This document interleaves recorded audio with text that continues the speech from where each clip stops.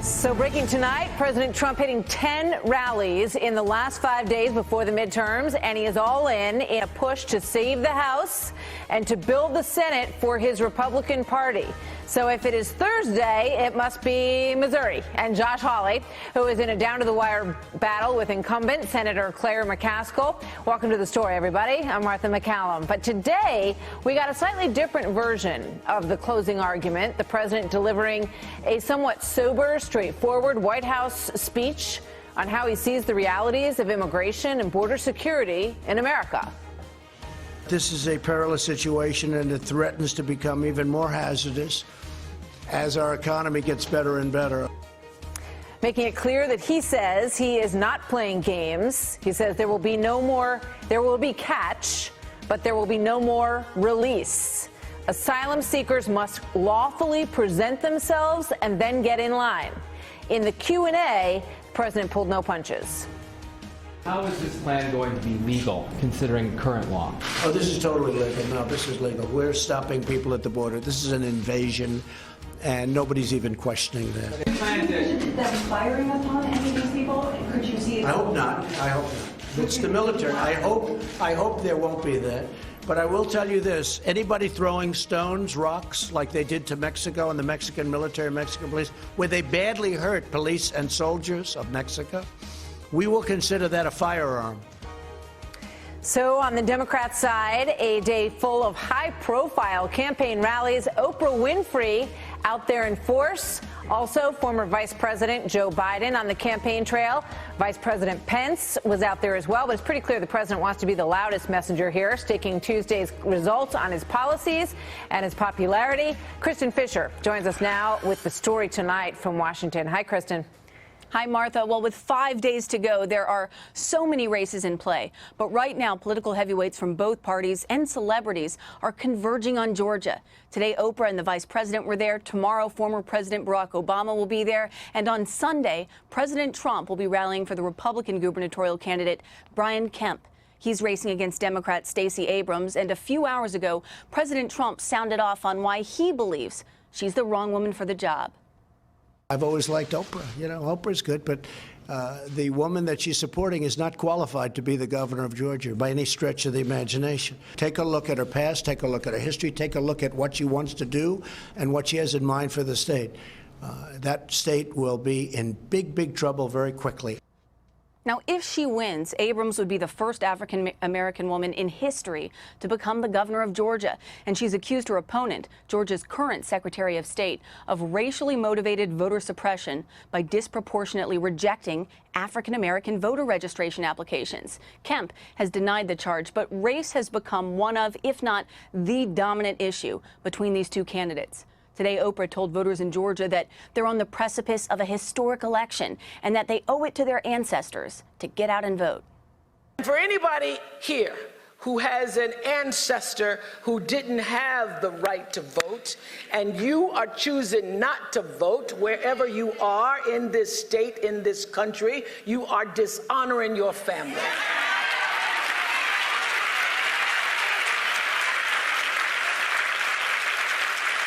You are disrespecting and disregarding their legacy, their suffering and their dreams when you don't vote. Oprah's presence, along with other Hollywood stars, got the attention of Vice President Mike Pence, who was holding his own Get Out the Vote event for Kemp. He told the crowd, "This isn't Hollywood, it's Georgia." I heard Oprah Winfrey's in the state today. Will Ferrell wasn't here too long ago, right? Well, I'd like to remind Stacey and Oprah and Will Ferrell, I'm kind of a big deal, too. As for the House and Senate, the mainstream conventional wisdom continues to be that Republicans will hold the Senate, but Democrats will take back the House. According to the nonpartisan Cook Political Group, they just put out new numbers predicting that Democrats will gain 30 to 40 seats in the House. That's up from 25 to 35 seats, which is what they were predicting last month. But Martha, if 2016 taught us anything, it's that conventional wisdom isn't always right. There are almost certainly going to be some huge surprises on election night. Martha. That's why we stay tuned. Kristen, thank you very much for that report. So joining me now, Charlie Hurd, opinion editor for the Washington Times, Daniel Henninger, Wall Street Journal editorial page deputy editor, both are Fox News contributors. Juan Williams is the co-host of The Five right here on Fox News. Gentlemen, thank you. Great to have you with us. 5 days to go. All the stops were pulled out today with Oprah Winfrey and everybody else. Dan, let me start with you. What did you think of Oprah's appearance today, and do you think that she could be very persuasive for voters in Georgia? I do indeed. Oprah is arguably the most popular Democrat in the country. There's a reason people wanted her to run for president. She's an independent. She took great pains to point that out today, but she's clearly campaigning for the Democrats. I missed that message up there on the stage. But, you know, this is an election that is, in fact, going to be about turnout, and it's one of the most fascinating elections for governorship in the country. I would twin it with Florida, with another black candidate, Andrew Gillum, the mayor of Tallahassee, who's in a tight race with Ron DeSantis. I'll tell you, Martha, if Stacey Abrams and Andrew Gillum pull this out in Georgia and Florida, you're going to see the reassembling of the Obama coalition, and it's going to be, I think it's going to create a path forward, since Gillum is such a progressive candidate, a path forward for a national progressive candidate like Kamala Harris, who would indeed start to reassemble the Obama coalition of minority voters, women, and young people. Juan. Well, I think that clearly what we see from President Trump is he wants the issue to be immigration right now. And in states where he had a record of having won handily in 2016, that's going to pay off for him. But Martha, you look at the itinerary that you put up on the map earlier, and you can see it's all about going to red states in order to stir his base. In purple states, and Georgia's becoming more purple, remember, it also turns on the Democrats, who are part of the resistance, or however the Trump White House likes to speak about Democrats who are opposed to them. And so what you'll get is you'll turn up the turnout for those Democrats, and much the way Dan was saying, midterms are about turnout, and so it could actually do damage to Republican candidates, especially those running in suburban districts outside major big cities like Atlanta. Now, when you come to the House, I think what you heard from Kristen Fisher, again, I'm not sure in those suburban congressional districts that the Trump immigration message so hard, it's a caravan, these are people coming in who would be violent, they're criminal. I'm not sure it plays well for the president and for Republicans in those areas. We'll see. We're going to have a panel of women, Democrat, Republican, and an independent at the end of the show, who live in those suburbs, talk about their feelings about exactly what you're talking about coming up at the end of the show. A lot of controversy over this ad that was put out today. Take a look at it, the president side of things, you know, going for the jugular when it comes to this message. Watch. Break out soon, and I will kill more.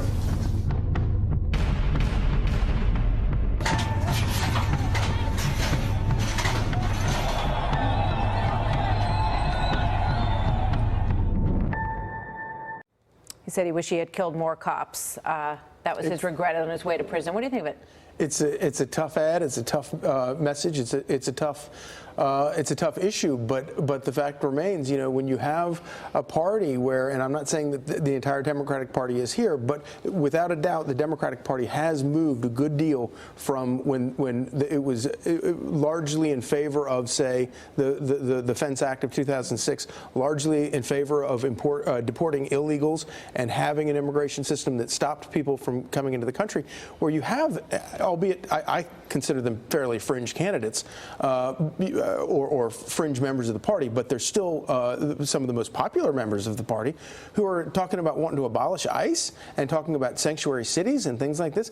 An ad like that, you know, it's tough, but you can't point to anything that is not correct about it. And this is an issue one of the things that sort of puzzles me the most is when Democrats try to attack President Trump for bringing up the issue of immigration and wanting to fix the border. Well, my goodness, it's a political issue. It's a political campaign. That's what this is supposed to be about. Well, I think they wished it had been about the economy, Charlie. I think they wished it had been about the tax cuts, and I think they are resorting to these kind of culture wars, hardline issues, portraying all immigrants as vagrants and criminals in order to stir the base. But you go back 20, 25 years, and it's not just Democrats. Both parties have completely ignored this this issue have done nothing to fix the, I think it's the right. problem. The people are disgusted with the fact that this has no solution. And I thought, Dan, and I want to get your thoughts on this today, that the president, regardless of what you think about it, I mean, he laid out a pretty cogent argument for all the things that are wrong with the immigration system in this country. And here's a quick soundbite of him talking about the difficulty on the part of Mexico and others to deal with it. And then I want to get your thoughts. Yeah, there was a break-in of a country. They broke into Mexico. And you look at what's happening in Guatemala, along with El Salvador and Honduras. It's disgraceful that those countries aren't able to stop this, because they should be able to stop it before it starts. Your thoughts on what he said today? Well, as he has said, our immigration system is a disgrace. It's a bipartisan failure. We have gone at this for years and not come up with a solution. I think, though, that this is basically a political strategy that the White House has adopted here. I would go so far as to say, Martha, I think they have thrown in the towel on the House completely. The Trump base is not going to decide the outcome in most of these at-risk House seats. But I think this is a strategy to indeed hold the Senate, if not gain some seats. That's why that map you showed Trump going into the Senate, the states that he carried, like Montana, Florida, and he's trying to hold those seats. The interesting thing about that map is he's not really spending any time in Nevada and Arizona, two seats that the Republicans do have to hold. Does that tell you that the White House, that their polling shows that those are gone? I don't, no, not at all. I just think it's showing that maybe the immigration argument isn't as strong in Nevada and Arizona as it is in these other Senate and the states. reason is the larger population of Latinos in both states. And we've also seen that President Trump is very good at getting his supporters to support Republicans in primaries. But if he looks at Arizona and doesn't see that he's going to be able to convey his, his popularity among those voters to another Republican, then there's no sense in going in there. Thanks, guys. Great to have you here tonight. So still ahead, more on Trump's declaration to deny asylum to those who don't come through the country lawfully, We're going to talk to undocumented immigrant Jose Antonio Vargas, who calls this a, quote, tactic of fear, and Bill Bennett, who says just the opposite, that this is about the sovereignty of our country. Next. We will not allow our generosity to be abused by those who would break our laws, defy our rules, violate our borders, break into our country illegally. President Trump declaring the situation at our southern border a crisis today, announcing plans to limit the number of asylum seekers coming into the country, saying that they must lawfully present themselves at entry points. My administration is finalizing a plan to end the rampant abuse of our asylum system. It's abused, to halt the dangerous influx and to establish control over America's sovereign borders. Those who choose to break our laws and enter illegally will no longer be able to use meritless claims to gain automatic admission into our country. When we're strong at the border, people will turn away and they won't bother. Eventually, people won't be coming here anymore when they realize they can't get through. So that was laid out by the president today in strong terms. I'm joined now by an undocumented immigrant who entered America at the age of 12, Jose Antonio Vargas, founder and CEO of Define American and the author of Dear America, Notes of an Undocumented Citizen. Jose, welcome back to the program tonight. Thanks for being here. Everything that the president laid out there is, essentially part of the laws of the land. Do you have any problem with anything that he said as a, person who's living in this country illegally?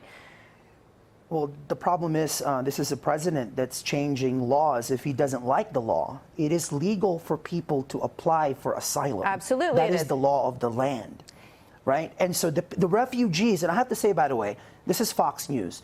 We have a responsibility to tell the public the difference between refugees and undocumented immigrants. Mm-hmm. The Central Americans that are coming are applying for refugee status, right?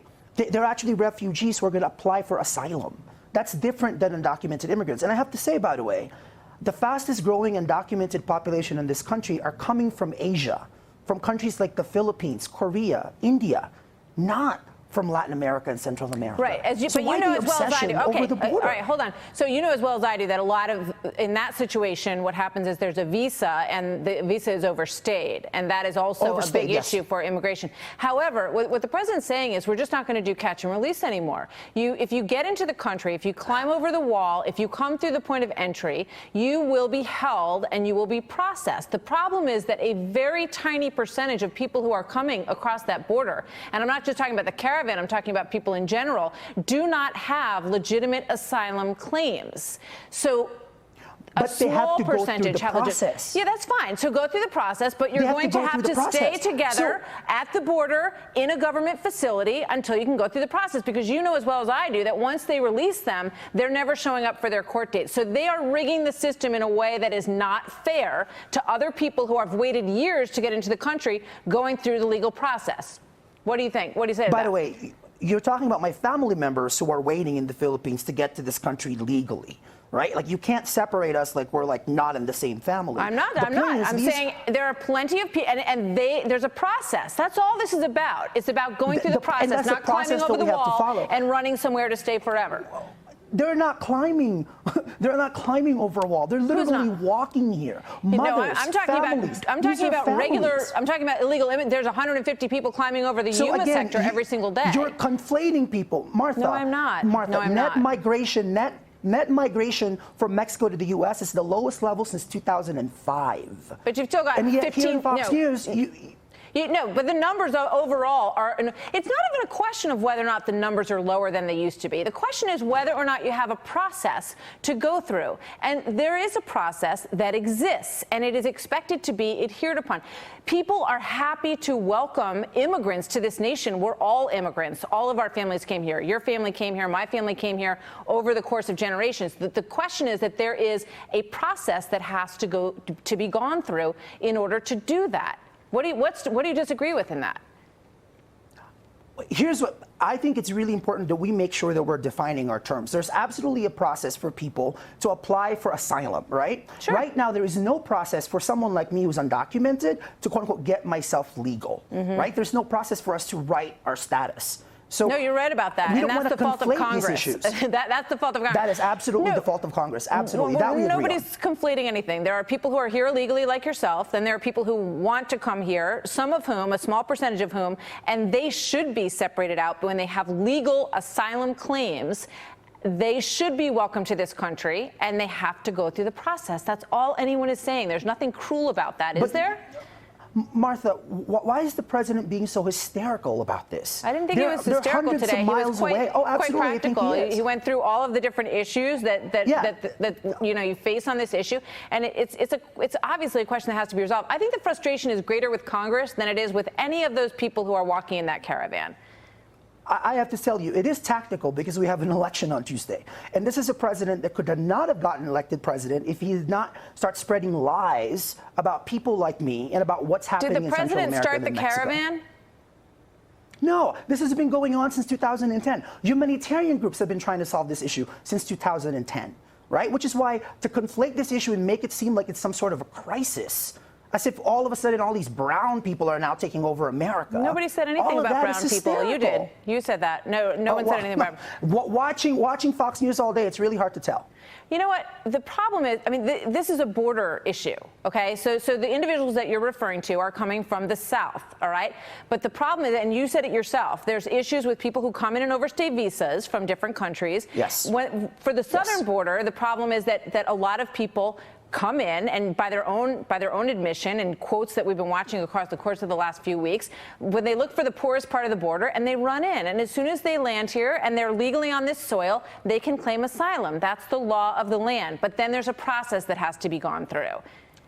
It's not about where they're coming from. Let me ask you this question, Martha. Yeah, go ahead. Martha, let me ask you this question. Why are they coming? What is the root causes of migration? Well, you can ask them. I've watched them be interviewed all week. They're coming for a better life. They want a better life. And there's a process for that. There's a process for that, just like people who are coming from the Philippines or Poland or anywhere else or Afghanistan, where there's thousands of people who also want to come. There's a process, and they have to be part of that process is all I'm saying, Jose. But specifically in Central America, what does U.S. foreign policy and trade agreements have to do with why Central America is the way that it is right now? How did the drug war, how did the American government siding with different regimes in Central America during the 80s, how is that contributing to all of this? We have to ask harder questions about why people are even coming. Well, I think you raise an excellent point, and I think that there does need to be more to improve the economies in those areas. We give hundreds of millions of dollars to those countries every year, by the way. So the funds are going there. Whether or not those governments have the capacity to serve their people well is a completely different issue. Are you saying that's America's fault, that those governments don't have the capacity to serve their people well? It is not about anybody's fault. I'm just talking about history.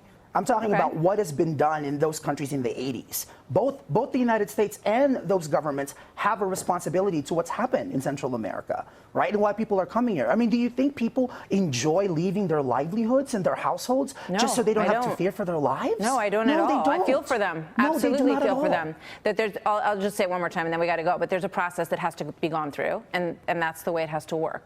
No one is unsympathetic to their situation. That's absolutely not what this is about. It's not about discrimination. It's not about being unsympathetic. It's about having to figure out a way to make this work in an orderly manner. And we should let them get through the process. Well, I think that's what we heard, defined in a new way today. Jose, thank you very much. Jose Antonio Vargas, thank you for being here. So here with more is Bill Bennett, host of the Bill Bennett podcast and a Fox News contributor. Bill, welcome to the program.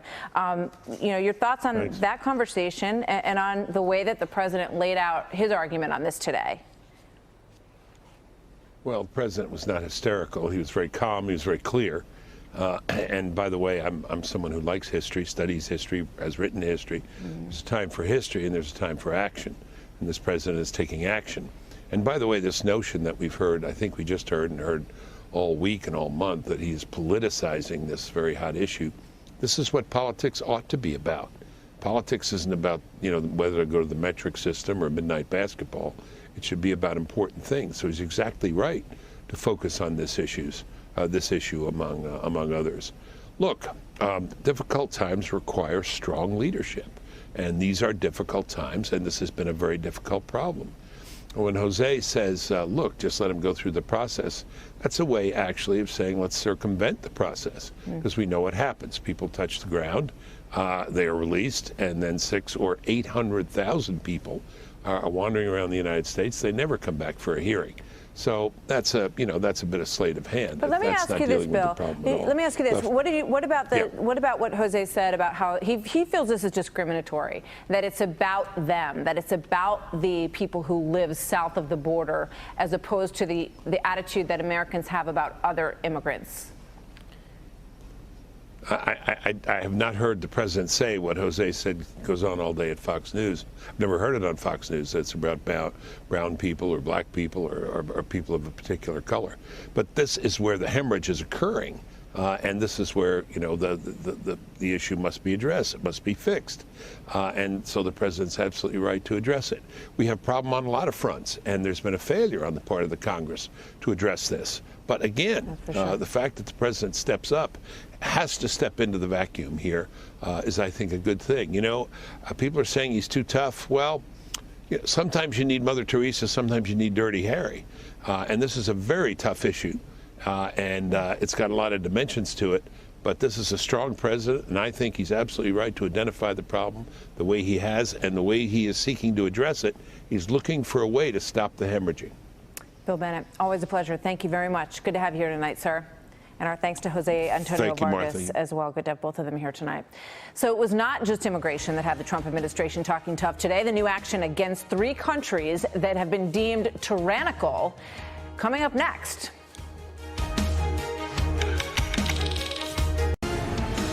Trump administration taking a bold step today. National Security Advisor John Bolton announcing new sanctions against 3 socialist countries that he dubbed a, quote, triangle of terror.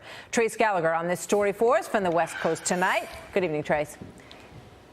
Good evening, Martha. John Bolton made his comments in Miami, which, of course, is home to large numbers of migrants from Cuba and Venezuela, many of whom favor stronger U.S. pressure on leftist governments in Latin America, or as Bolton referred to them, quoting, dictators and despots near our shores. In his speech today, the National Security Advisor detailed the executive order signed yesterday by President Trump, which primarily does two things. It prevents U.S. citizens from involvement in Venezuela's gold export trade. The administration believes President Nicolas Maduro is using corrupt and deceptive means to export tons of gold to countries like Turkey and Iran. Venezuela desperately needs gold sales to lift its collapsing economy.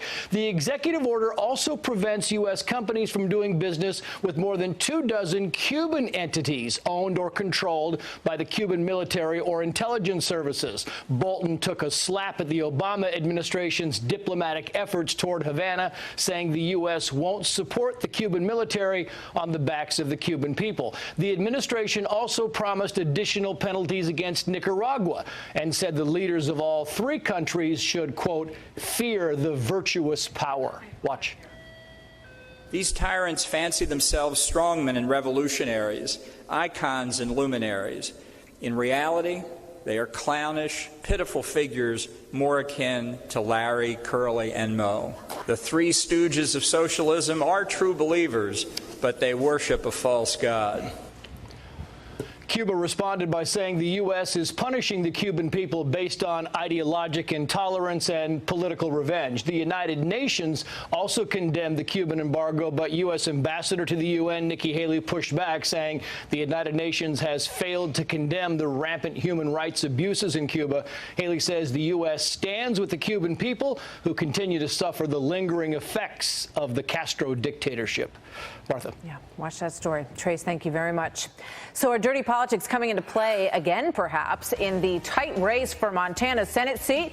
What's behind mysterious mailers in Montana and a candidate seemingly endorsing his opponent days before the election? When we come back. Just a few more days to go, and the Montana Senate race is getting closer and a little bit dirtier, really, by the day. Incumbent Democratic Senator Jon Tester currently up 4 points over GOP challenger Matt Rosendale. That's almost within the margin of error, so this is a really tight race. Laughable that Jon Tester stands there and talks about campaign finance, and he is the largest recipient of contributions from lobbyists in the nation. You want to talk about dark money? I paid for my ads. There's a few dark money ads on. I can't stop them. Yeah, you get the idea, right? So it is the ads in Montana Senate race that have become the headline lately. Take a look at this photo. The ad appears to be sent by lesser-known Libertarian candidate Rick Breckenridge in order to take away votes from Matt Rosendale, is the thinking here. But Breckenridge denies ever sending this mailer out. And now observers are pointing to 2012 when a similar thing happened in an attempt to use the Libertarian candidate to try to take votes away from Tester's opponent. So here to sort this out, Adele Malpass, Real Clear Politics national reporter. Adele, good evening to you. Thanks for being here tonight.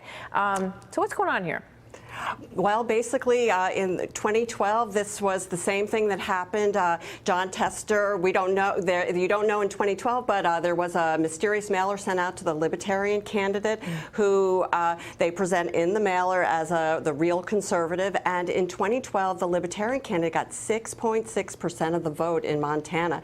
And that was the difference between, it was more than the difference between the Republican and the Democrat. Yeah. So to some extent, it did help Jon Tester win in 2012, and so you can see the same playbook again. You don't know who, with super PACs and dark money around, you really don't know who sent the mailer. Tester says he didn't do it. He said it's another lie from Matt Rosendale. Our campaign had nothing to do with this mailer. And Breckenridge says, despite a tweet that was sent out by Donald Trump Jr. that made it sound like Breckenridge was kind of dropping out of the race, Breckenridge says that isn't what happened. He said that he did use the word endorse to reporters regarding Rosendale over Tester, but he says he's not dropping out, right?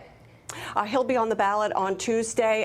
President Trump is going to Montana on Saturday for his 4th visit for Matt Rosendale, and I am sure this topic will come up, and I'm sure he will explain that if Republicans should vote for Matt Rosendale and not the Libertarian candidate, and that if there's confusion out there, I have no doubt after Saturday's rally there will not be. Yeah, well, we all know that the president would like to remove John Tester. There's some bad blood over the whole Ronnie Jackson, head of the VA issue. So we'll see what happens there. Adele, thank you very much. Good to see you. Thanks for having me. So still ahead, high-profile Democrats criticizing President Obama's midterm message of hope and change as too weak. I'm hopeful because out of this political darkness, I'm seeing a great awakening all across the country. Growing debate tonight within the Democratic Party, I should say, about how best to take on President Trump heading into 2020, and if President Obama is really still the answer for the Democrats. I'm hopeful that despite all the noise, despite all the lies, we're going to cut through all that. We're going to remember who we are, who we're called to be. So the New York Times notes supporters of President Obama are now openly questioning if that rhetoric in this environment is too light, if it's too weak. Contrast that with the message from Joe Biden and Bernie Sanders on the campaign trail this week, keeping in mind they are both leading the polls for 2020 Democratic nominee. I am sick and tired of this administration. I'm sick and tired of what's going on. I'm sick and tired of being sick and tired. I hope you are too. The agenda of the most racist, sexist, homophobic, bigoted president in history will go nowhere because Democrats will control the House and the Senate. Joining me now is David Gelernter, a computer science professor at Yale University and the author of a Wall Street Journal op-ed entitled "The Real Reason They Hate Trump." He has written several editorials in recent past on politics. Good to have you with us, Professor. Thank you for being here tonight. Let me start. You know, when you talk about the Democrats, and you know, we're only about 5 days away from the beginning of the 2020 race, essentially, because we all know as soon as the midterms are over, that's going to be the discussion. But your piece is the real reason why they hate Trump. Who's they, and what is the real reason? Well, all sorts of people hate Trump. It's not only the Democrats as natural political opponents, but the jihadi press, which has never taken off against a president the way they have against Trump. It reminds me of Nixon in my childhood. So they are the Democrats, but it's also so much of the mainstream press that they're really, I think, having an effect on the electorate. And why do they hate Trump? Because Trump means what he says. He doesn't merely talk Republican conservative talk. He takes action. He's fixed the economy. He's put Obama in the shade. He's made, I think, Obama ashamed of himself, and the Democrats don't know what to say or what to do because the economy is so much stronger now. Our foreign policy, our foreign position is so much stronger now.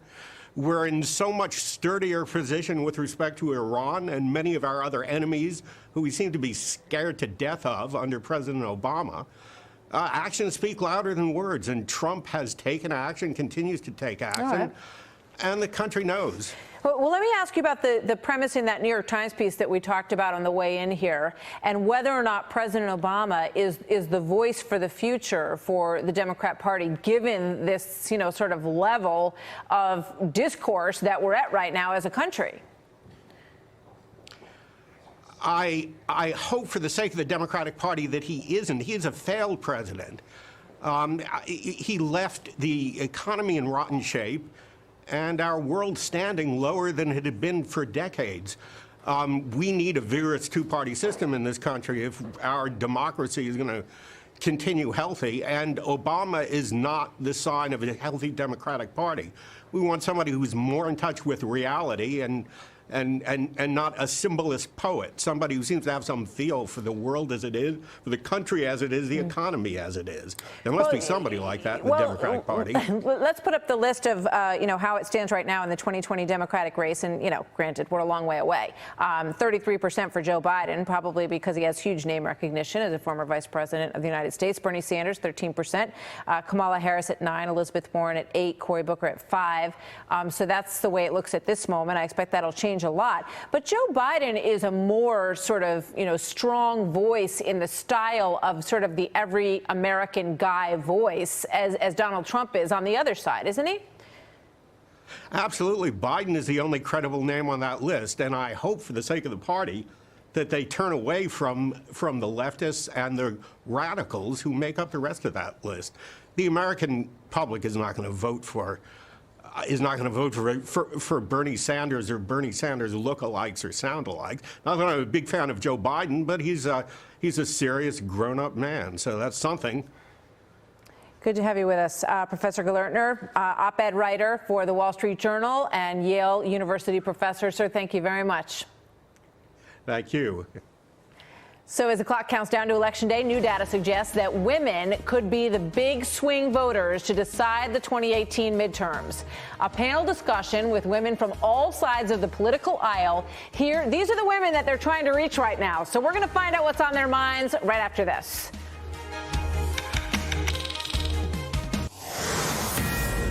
And the president just arriving in Missouri. This is the rally that he's doing tonight for Josh Hawley, who is running against the Democrat Claire McCaskill in the state of Missouri. And today he made his final case to suburban women, really been a big focus of who he's been talking to lately, with just 5 days to go until the 2018 midterm elections. But we wanted to know what women really want, what they're thinking about. We put together a group of voters to find out, and we welcome them. Good to have all of you with us today. Dee Hawkins, you're a Democrat. Dawkins Hager, yes. From Georgia. A mom. A mom. Let me go to the middle here, where we have Louise Taliana. You're an independent voter. Yes. Right? And then we have Nicole Guinness, Nicole Guinness, and you're a Republican. Correct. All right. So clearly the president has talked a lot about women lately. He says women want security, women want a stronger economy. These are the most important issues to women. We know from the polls that we've done that health care is very important to women, and reining in Trump also seems to rate high in terms of the things that are on women's mind. I'm going to play first the Trump team ad, and I want to get your honest response to that. Let's play that. Things are starting to change. There's more opportunity and security to invest in the ones that matter. Look, we can't get distracted from the biggest issue, which are jobs and our kids' future. But this could all go away if we don't remember what we came from and choose the right future. So the suggestion here is, the economy used to not be great, and now it's better. So do you really want to walk in there and pull the lever for someone who might change that tide? They want it to resonate with you, and they want it to resonate with you. They probably think they've got you. So let me ask you first, how does that hit you when you look back at the economy, you look at how things were, the argument that things are getting better? What do you think? Well, I think it's disingenuous, because when President Obama took over from President Bush, the economy was tanking. We were in a recession, and he turned it around. I think what happened was he did not give enough credence to what he had did to flip that economy. So by the time President Trump came into place, the economy was already booming because President Obama had done that. What about you? Tax cuts, things like that, does that resonate with you? It definitely does resonate. You voted for President Obama, you said. I did the first time, and then the second time I didn't. Okay. And this time I voted for President Trump. And I believe that the economy is the result of President Trump removing the regulations, and it just jump-started. The minute that he won the election, the economy was booming. So he definitely addressed my concerns in this ad. It actually shows a worried mom, which is what we are. We're all worried about our kids, worried about their future. We want to make sure that they're not afraid anymore. They shouldn't be afraid of whether they're going to find a job, whether they're going to have a secure job with benefits, so on and so forth. Let's take a look at this other ad, which is a Democrat ad, and get your thoughts on that. Let's watch this. In a lot of ways, this is a response to Trump. Women are stepping up.